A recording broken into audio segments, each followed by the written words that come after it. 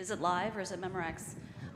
Okay, I'm going to go ahead and do a little bit of intro before we actually get started here. So welcome, everyone. Thank you so much for joining us on our live optimized podcast recording. We are closing out the VT Summit 23, and I'm so excited to have two of my industry partners, cohorts, partners in crime, here on the stage with me and on this podcast. We're going to talk about things that we've talked about already today. I'm going to close it up a little bit, and I know that I'm the only thing standing between you and the bar and buying me a bourbon, old-fashioned. So we're going to make it quick. We're going to do rapid fire, but we're going to keep it interesting and light because that's just kind of how I roll, right?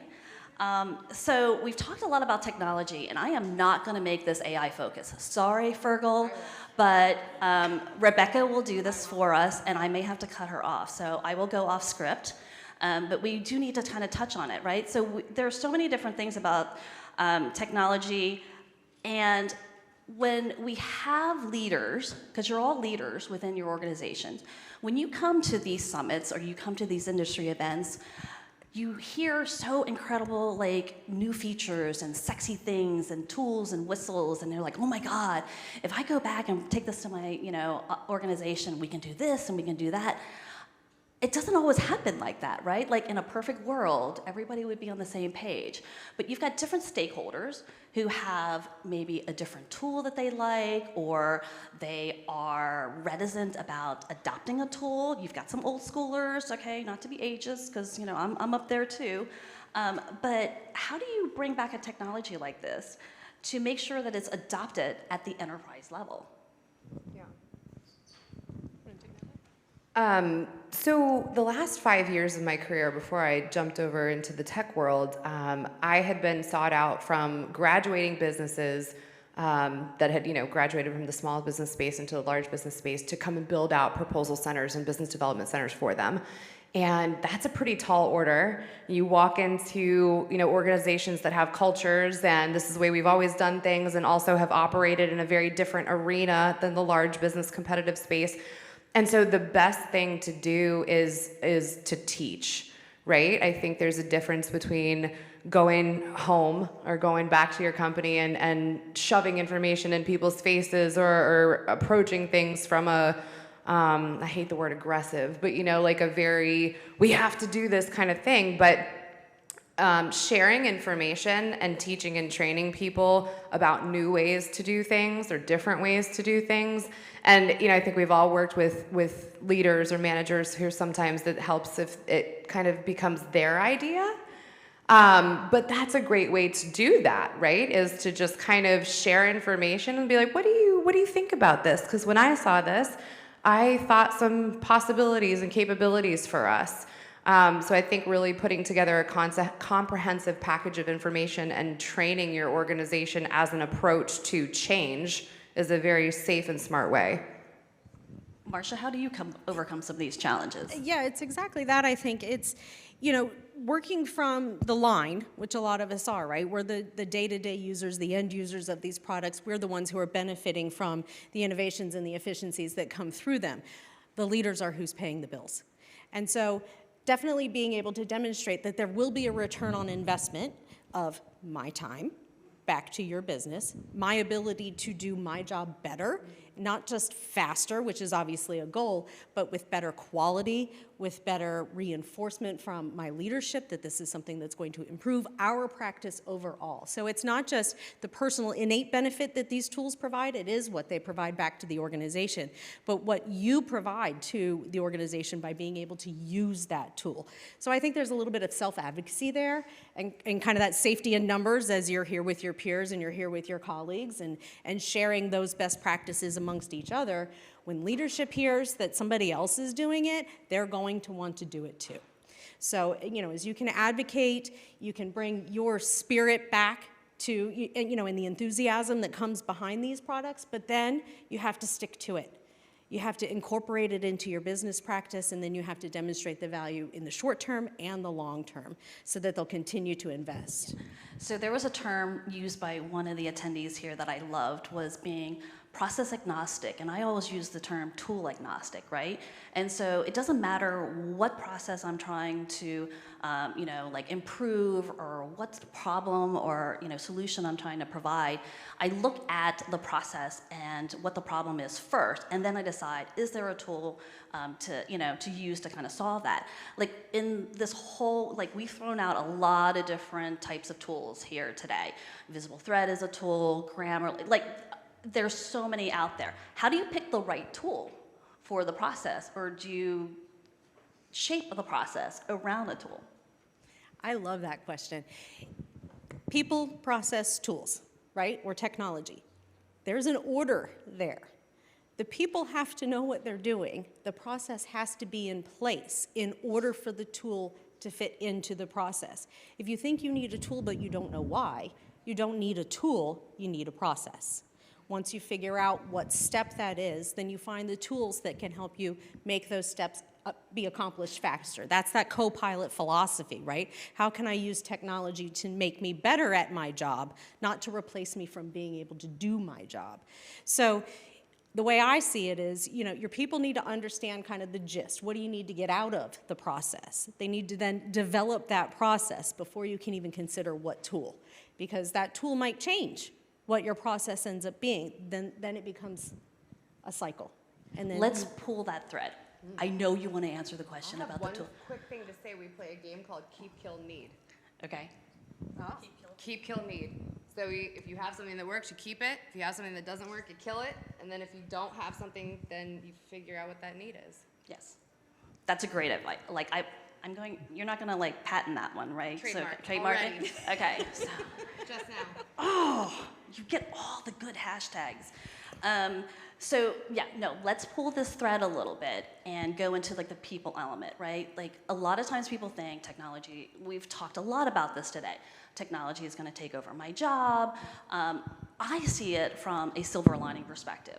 There's an endless amount of opportunities from as far as like different roles now within an organization that wasn't there before. Yeah. Like prompt engineers, like who knew, like, last year there was no such thing as a prompt engineer.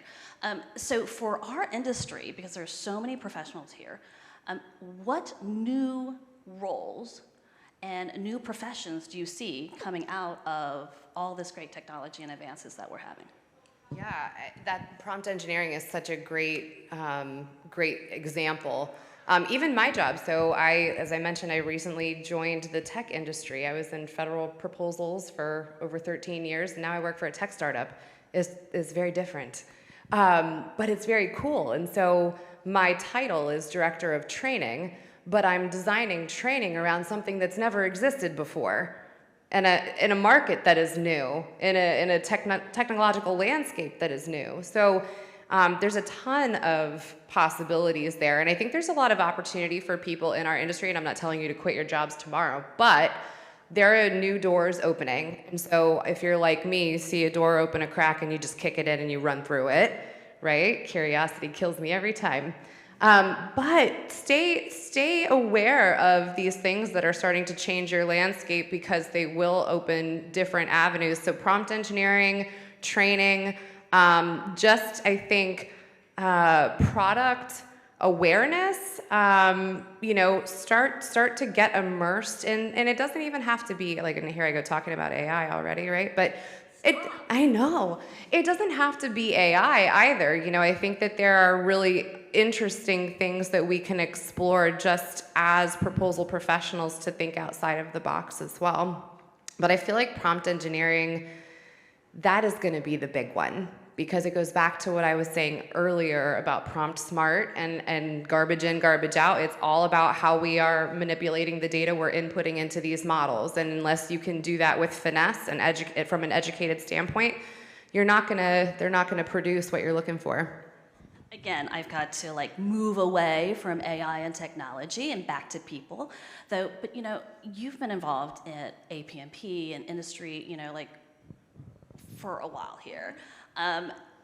Where do you see the profession kind of growing? Because I think this is, with the new technology, it's been really great for our industry, and that now all of a sudden you can focus on less busy work and more on the quality aspects of it. And so I think what's really great that's come out of this is we're now able to pay more attention and focus more time on strategy and being like, you know, really good at what are discriminators. And going back to really what wins contracts is to not only provide a compelling and compliant proposal, but one where you're showing and demonstrating value.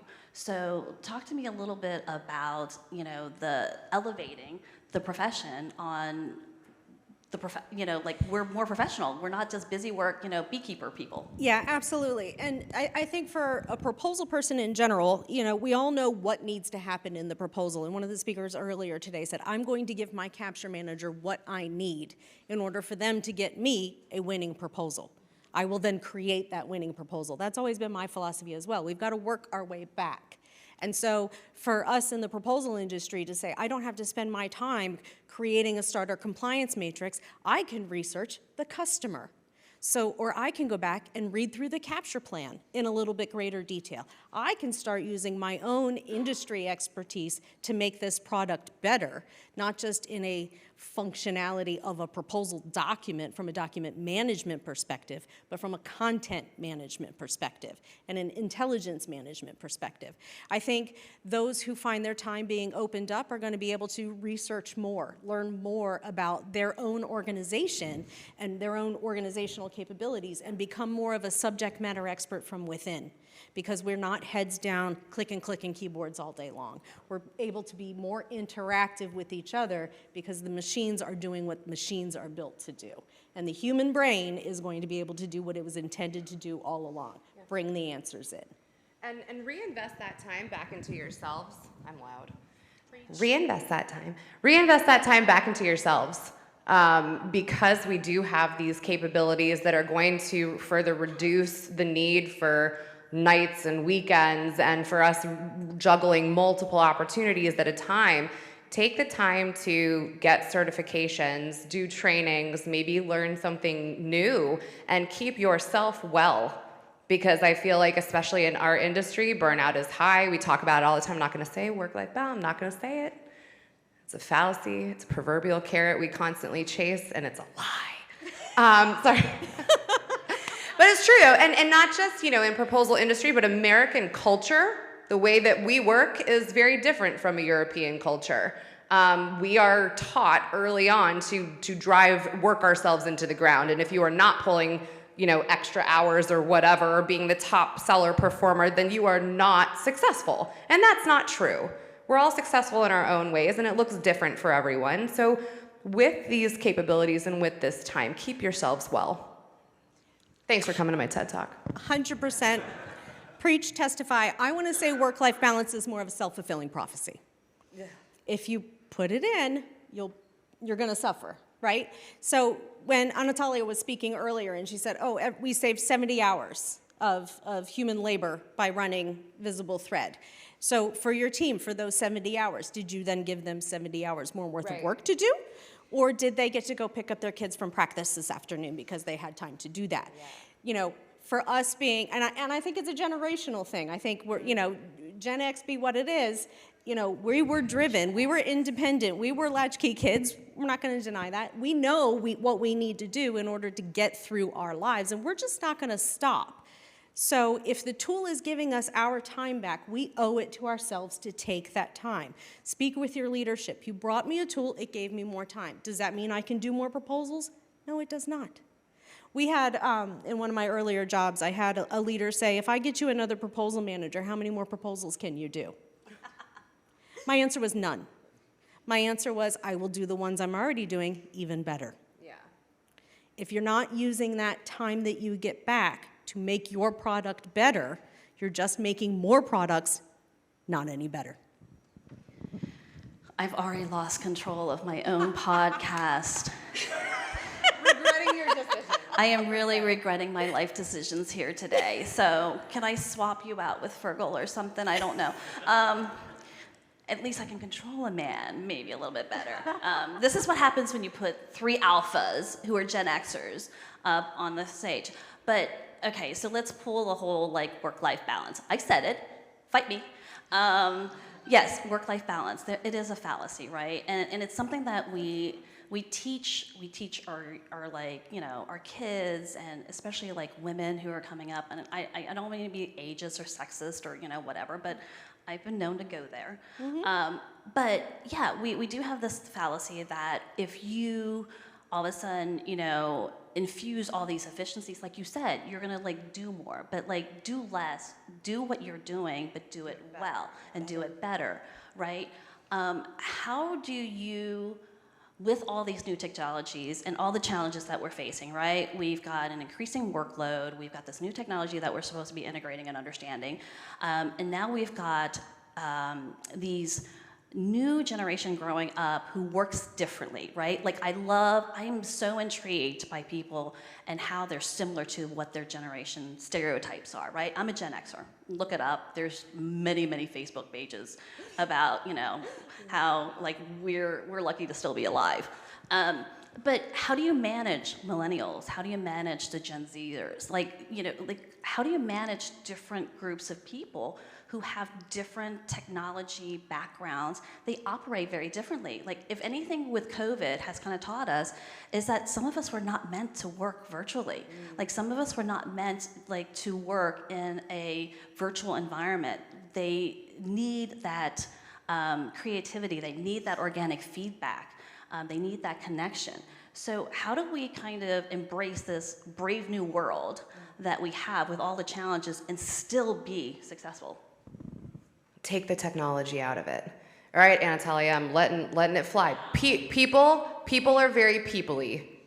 Title of my future keynote, it's out now. People are very people-y, and if you've ever heard me present before, I've done a lot of presentations about leadership, and you can always count on that. But I could get a call right now that my son fell and broke his wrist, and it would drastically change the way I am showing up in front of you. And so there is a constant variable. The technology, the processes, take all of it out and focus on the people, right?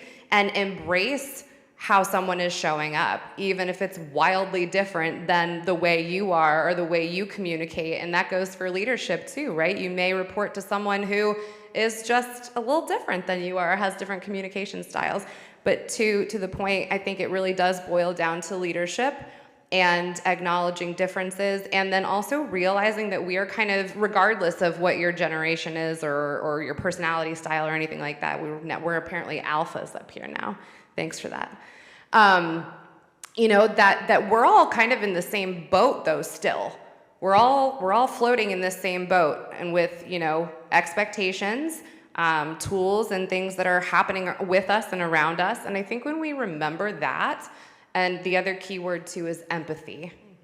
And that's not, unfortunately, I did a poll, I think it was last year, about whether empathy can be taught or not. And it was very interesting, mixed results. What? Right, you find that out too late, don't you? But what do you guys think? Raise your hand if you think empathy can be taught. Ooh, interesting. Can you teach true empathy? It can be mimicked. What? You can model it. I agree. Mimicked and modeled. Unfortunately, and this is my not so professional opinion, I think true empathy, because of the human condition, is most often learned through significant trauma. That's unfortunate, human condition. Speaking from someone who's to have lots of trauma. But it's interesting. Sometimes we have to be smacked in the face real hard before we're able to acknowledge another point of view, and it's unfortunate. So, can you teach it? But you can certainly model it, and at least be aware that we are all walking a very different path, but we come together on lots of things in lots of ways, and tools and technology is certainly one of them, and we're gonna approach those differently as people too, so being open-minded. Yeah, absolutely. And I think too, with people, it's play to the skill, train to the weakness. And so, you know, I've managed several teams over the years, and folks come and go, and it's always, you know, oh, somebody's struggling, you might want to consider getting rid of them. You might need, they're probably going to need to be replaced. No specific examples, but to say, let me try to fix them first. Yeah. Maybe they don't know. maybe we've given something that we did not give them time to learn. We did not give them time to adapt or adjust, or maybe they just haven't figured it out yet. Or maybe they've they have a gone through some different, trauma. exactly, maybe they have a different learning style or a health issue or something that they need to get through personally. And as a manager, you can have those conversations one-on-one without getting HR involved. But you can also look at that individual, you know, as a leader. What is their learning style? Would they do better with a mentor? Would they do better with, you know, take some PTO and just dial it back a minute? You know, how do you get to the best of what that person has to offer on that day at that time? If it becomes consistent, or you try to fix them, they revert back, then you know you've got a people issue. But probably you've got an attentive issue, a, you know, distraction issue, or something that is short-term, temporary, and can be resolved and fixed. If you don't try to fix the problem first, you're not going to solve the problem. You're not going to know what to do when the next person has that same issue. Oh my gosh, we could sit and talk about this thread like forever, but I think this is a really good point for us to kind of close up a little bit, in that I view these challenges a little differently. Instead of trying to fix someone, look at their strengths. And so for those of you who are following me on LinkedIn, I'm going through a whole series right now where I talk about my 5 Clifton strengths. And so if those of you who are not familiar with Clifton strengths, I highly recommend, it's run by the Gallup industry, to go take it. You get 34, you know, like whatever, like they should pay me at this point, Clifton Strengths by Gallup. And so learning people's strengths, I think, is really kind of key, because you want them to be successful, right? I don't think there's a manager out here who doesn't want their person to be, you know, happy, successful, productive. And I think, and most people do inherently want to be a productive, useful, effective. And so instead of trying to fix them, or like, oh, this is wrong, I'm gonna mold you, this one-size-fits-all type of approach, is why not look at their uniqueness and kind of embrace that? And rethink, though, do you have the right person in the right spot? Because just because they're there, because they've inherited that position, or they drew the short stick and they got stuck there, that doesn't mean that they should be there, and that that's the best use for, you know, their strengths. And so I highly recommend that. And then when you map out your organization, you'll find how interesting, you know, some of the stereotypes are, you know, for that. So, but in any case, thank you so much for joining me here. I really hope that everyone found this useful. I think our podcast is going to be touching on a couple different things. Just to put a plug in for the next couple series, the first one that was out was Passing the Baton, talking about how do you make the transition from business development to capture to proposals. Riveting conversation with 2 other incredible, like, alpha women too.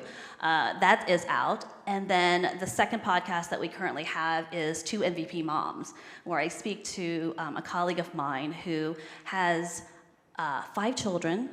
They're all in sports. She runs her own business, and she's starting a nonprofit organization too.